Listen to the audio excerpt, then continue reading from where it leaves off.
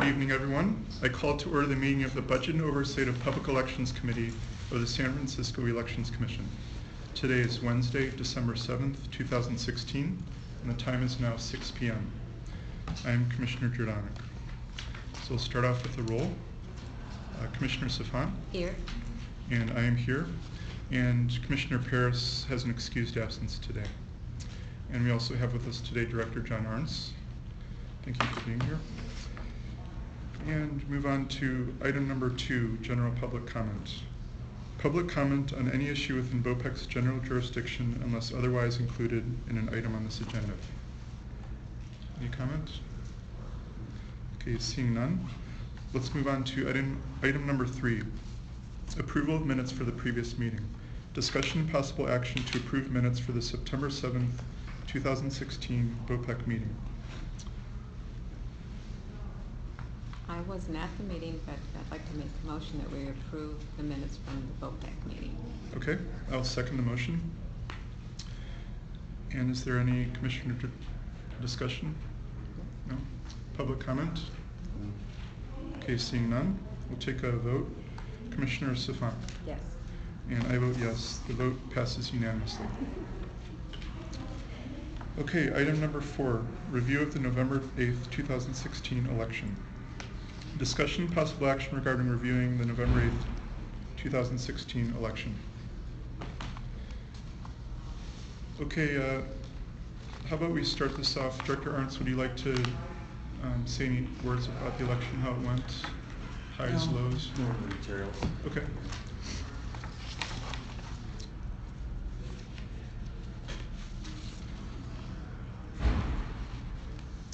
Okay, so let's have commissioner discussion.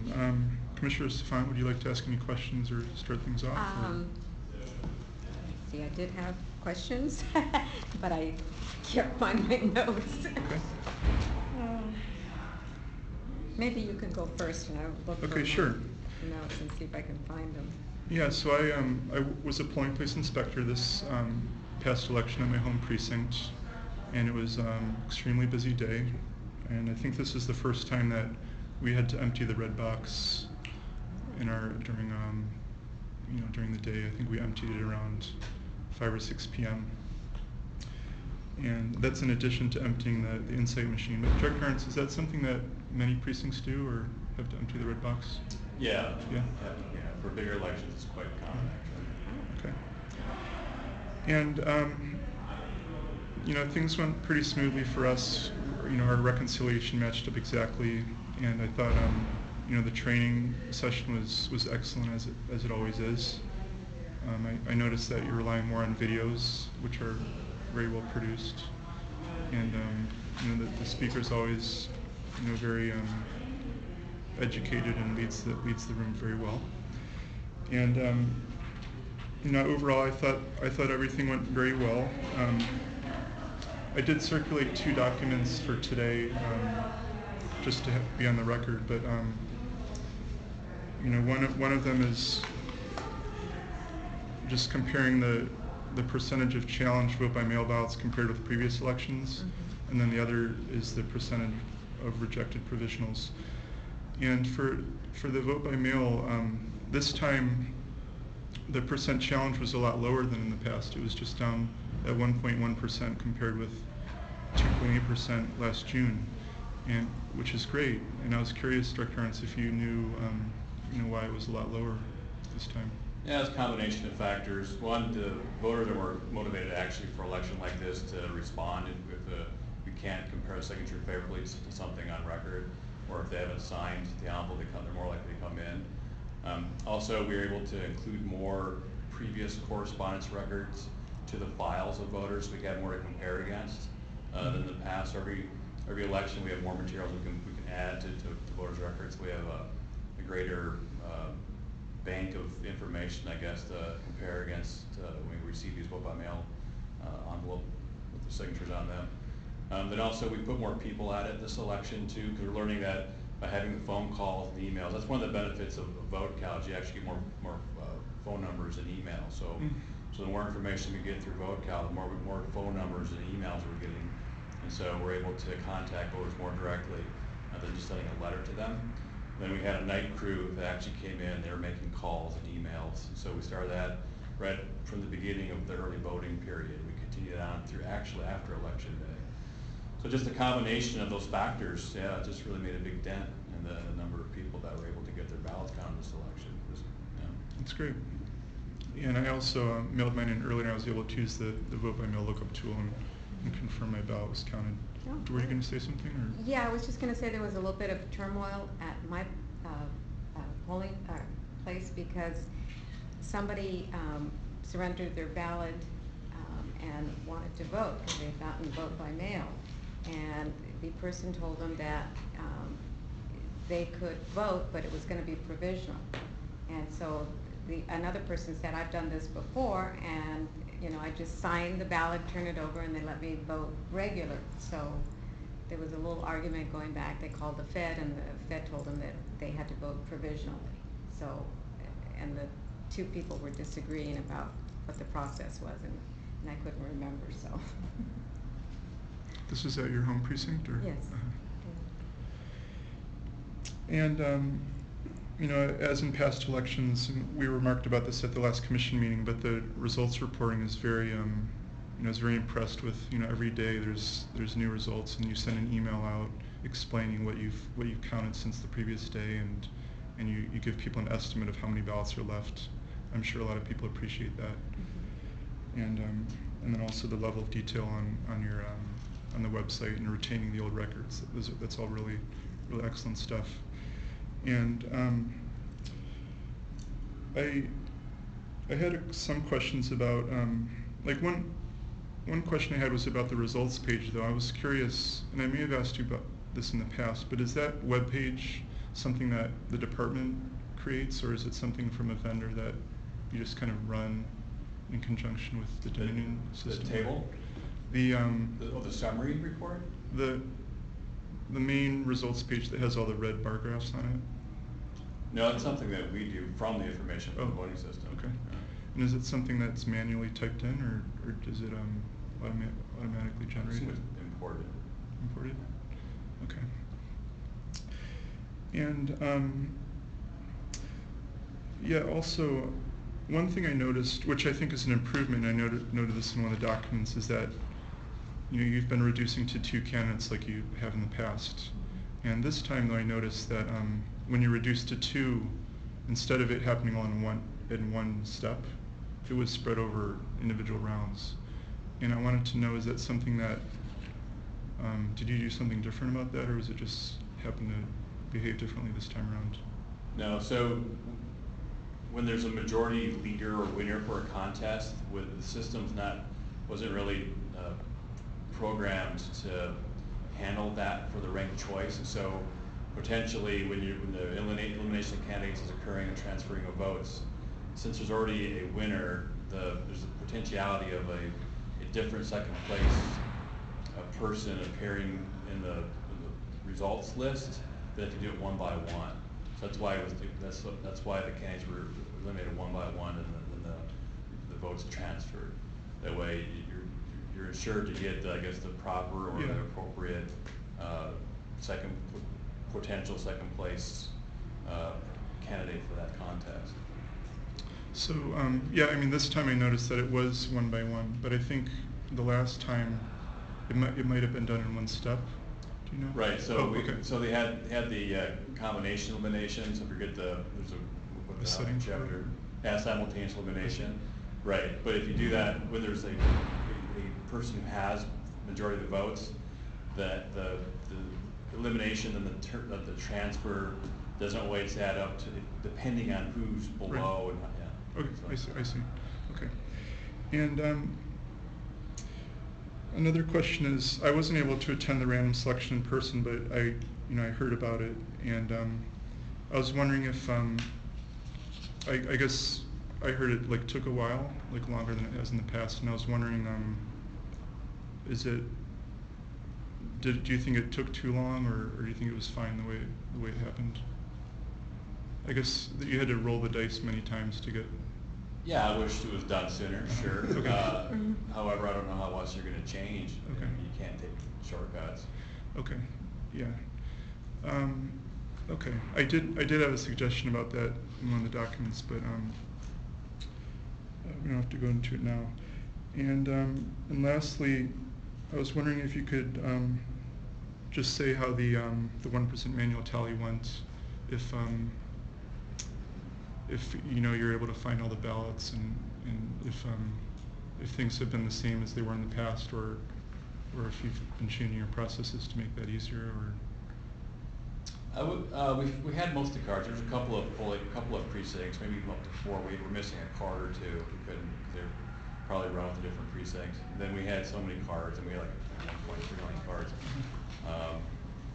But as far as the actual manual tally compared to the machine counts, they matched. Other than the missing cards, you'd be off by 1 vote.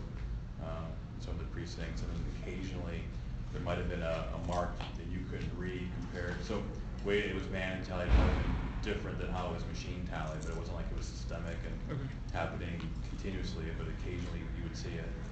They were able to find the card and look at it and stare at it and try to figure out what it was. We were able to find most of the cards.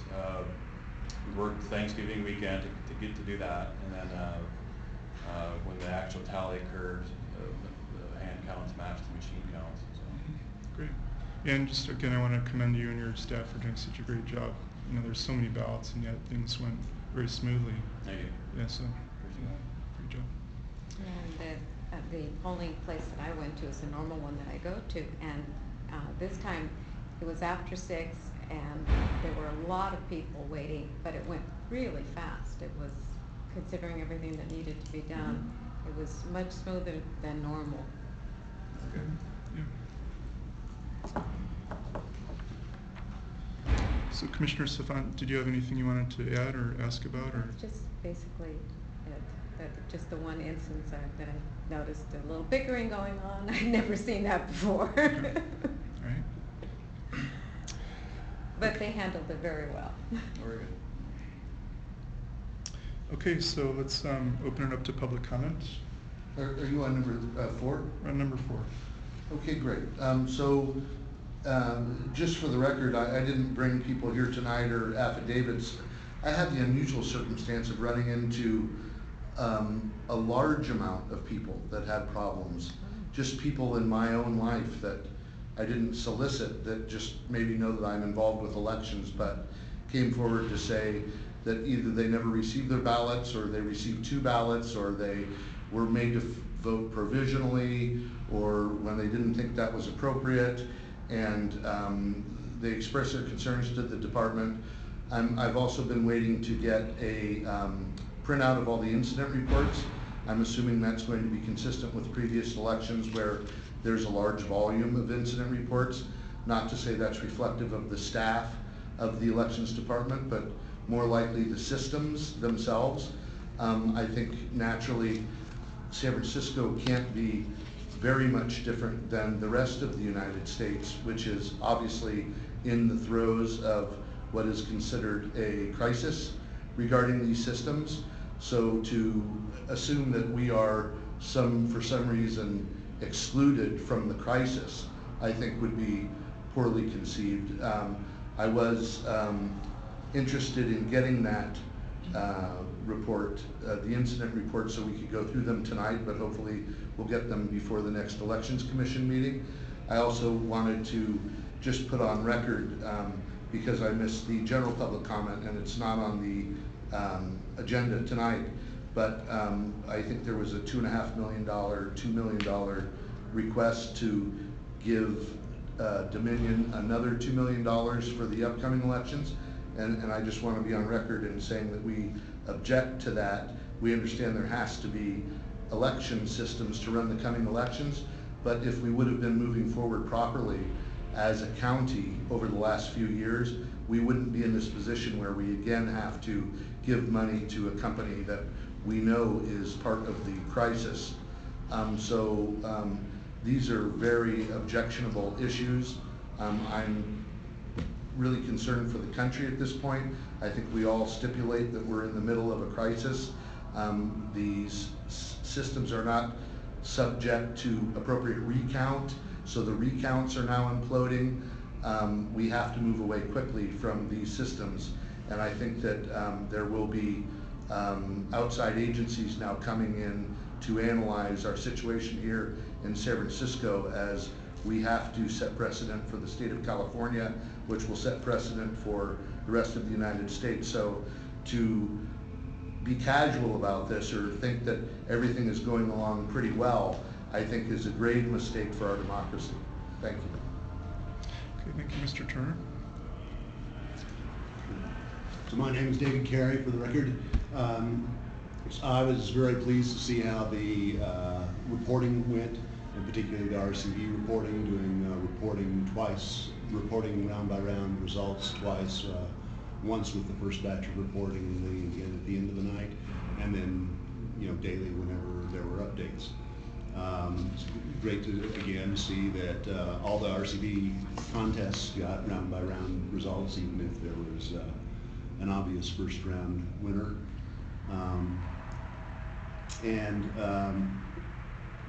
Was great to see the certification letter that came out yesterday included RCV vote totals in it again. So great to see those things all continuing.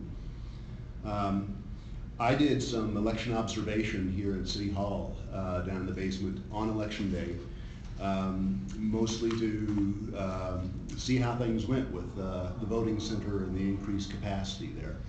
And I was very pleased to find, kind of as expected, that it did have an impact. I was here from 7 in the morning till about 7 in the evening, and twice an hour measured what the wait times were.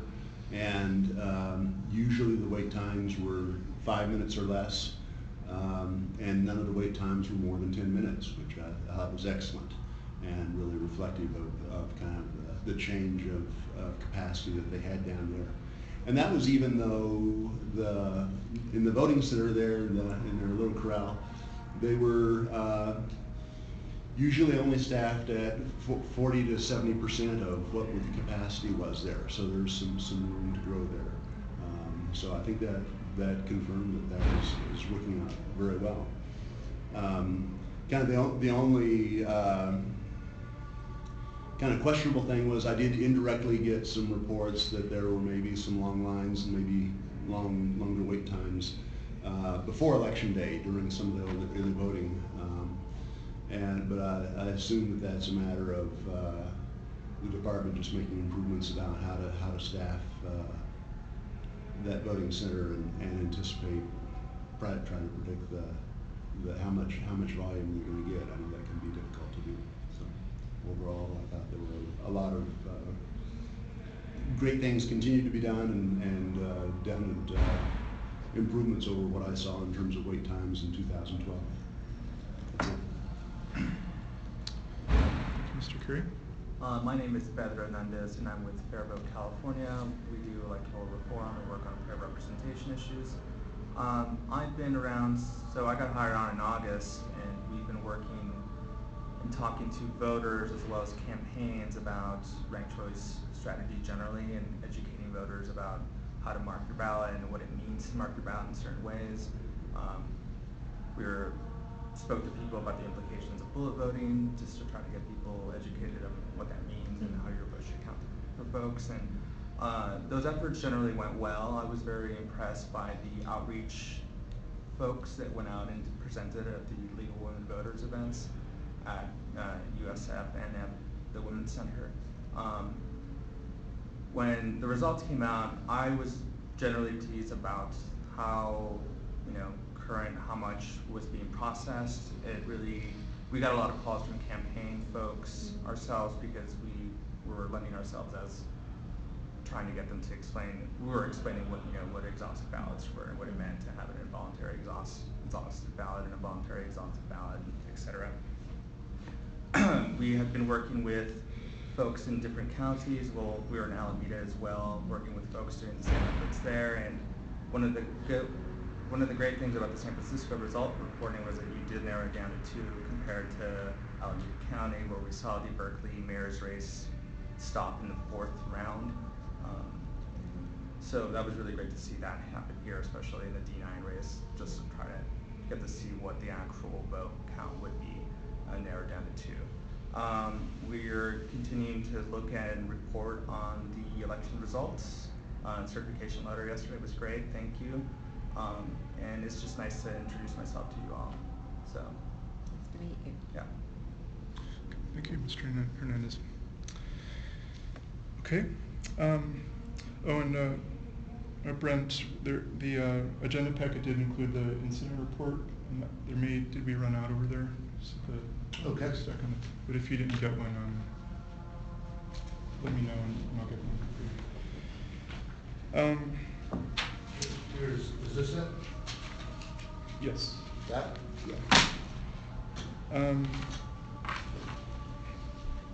Yeah, so the document I included, I'm not going to go over it, but it highlights a lot of positive things about how the results were reported and some other processes, and it has some suggestions for fine-tuning some things. One thing I was not so happy about was there were a couple reports in the media that were describing the results of the RCV elections, and the reporters were basically only reporting the first round totals, and I'm not sure if it was a misunderstanding on their part or if maybe something could be clear about how the department's website is. But it's something that can be, I think, improved a little bit over time. Oh, and the one last thing I wanted to ask about before I conclude my comments is, one thing I noticed is that my vote by mail ballot had, it looked like it had a misprint on it about the number of cards that were a part of the stack, and it said 1/5 at the bottom. Was that a known issue that happened this past election? Yeah, so the vendor applied the same footer to all the cards, 4 and 5 cards. So it wasn't that people didn't get a card, just that they all had the same footer. And so we knew that if we were to issue some sort of information about that, it'd confuse the issue even more. Yeah. So we didn't. If we got a call, we explained it, but we didn't try to provide more information because everyone would have thought, they would have heard, I'm missing a card. So yeah. Yeah, there were a handful of people that came to our precinct about that. But yeah, just assured them. Okay, that concludes my comments. Anything else, Commissioner Safan? No? Okay, great. Well, that concludes the meeting. The time is now 6:23 p.m. Have a wonderful evening, everyone. The meeting is adjourned.